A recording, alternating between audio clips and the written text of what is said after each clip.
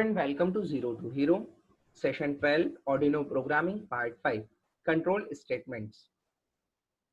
Control statements, देखो किसी भी चीज को कंट्रोल करना। अब कंट्रोल करने में क्या होता है कि अगर मैं चाहूँ कि कोई काम ऐसे हो जाए तो वो वैसा हो, ऑब्वियस है ना। जैसे कि अगर आप इस प्लेटफॉर्म पे आए हो, आपने IoT के वीडियोस देखना शुरू किए, तो आपकी कंडीशन है कि if I found IoT videos तो फिर मैं C भी पढ़ूंगा। अगर मैं C पढ़ रहा हूँ तो फिर मैं IoT भी पढ़ूंगा। क्यों? क्योंकि दोनों चीजें काफी हद तक दोनों की प्रोग्रामिंग सिमिलर है। ठीक है, तो उसी तरीके से हम इसमें अलग अलग कंट्रोल स्टेटमेंट्स हमारी प्रोग्रामिंग लैंग्वेजेस में देखेंगे। सबसे पहला होता है इफ।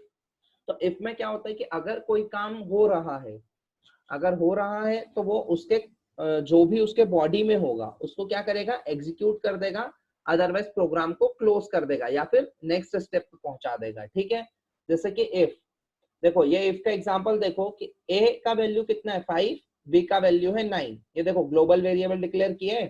ठीक है, अब a का वैल्यू है 5, b का वैल्यू है 9। अब कंपेयर करो, if a is greater than b, if a is greater than b, तो फिर वो क्या करेगा, कंडीशन उसने लगा दी कि a प्लस प्लस हो जाए। ठीक है, लेकिन ऐसा नहीं है, तो अब क्या होगा, प्रोग्राम क्लोज हो जाएगा। क्लियर है?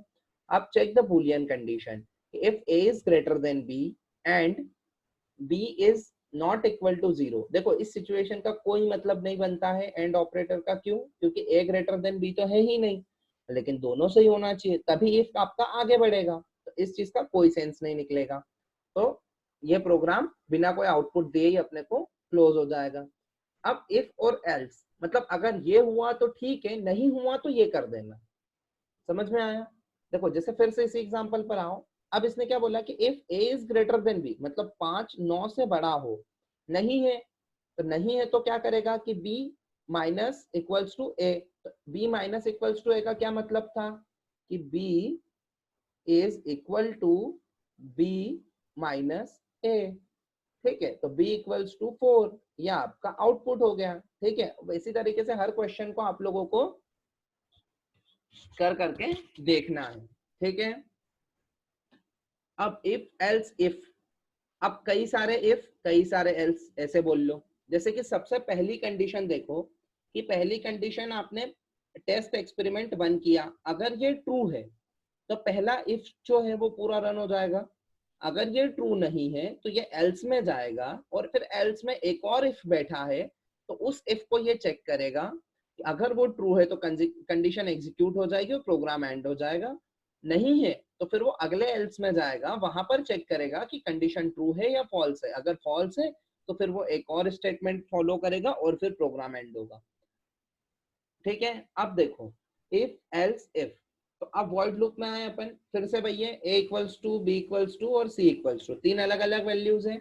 देखो सबसे पहले क्या किया हमने कि if a greater than b, तो 5 9 दोनों में से क्या बड़ा है, 5 है, तो चुपचाप प्रोग्राम वहीं क्लोज। ठीक है, कुछ नहीं होगा आगे। अब उसने क्या चेक किया कि एल्स इफ, अब फिर से क्या चेक करना है आपको कि a इक्वल्स टू b है, तो नहीं है, चलो ये कंडीशन को क्या मिला, 0। अब और क्या दे दिया कि b is less than c। हाँ, तो b तो 9 15 से छोटा है, तो अगली कंडीशन एग्जीक्यूट हो जाएगी, जो क्या है, c equals to b into a। Clear है? तो ये प्रोग्राम आपका एग्जीक्यूट हो गया। अब आगे स्विच केस। देखो स्विच केस बेसिकली हम लोग तब यूज करते हैं जब हम 7 सेगमेंट या फिर ऐसी चीजों की कोडिंग करते हैं कि जब हम लेबल्स को डिक्लेयर करना चाहते हैं। देखो इसको आप ऐसे समझो कि आप किचन में गए।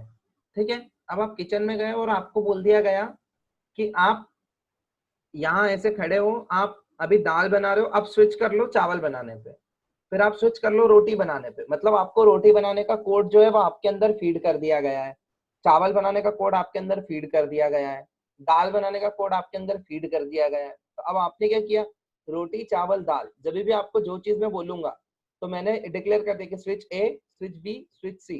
तो जैसे मैंने बोल दिया कि स्विच टू केस ए, तो आपने रोटी बनाना चालू कर दिया। स्विच टू केस बी, तो आपने दाल बनाना चालू कर दिया।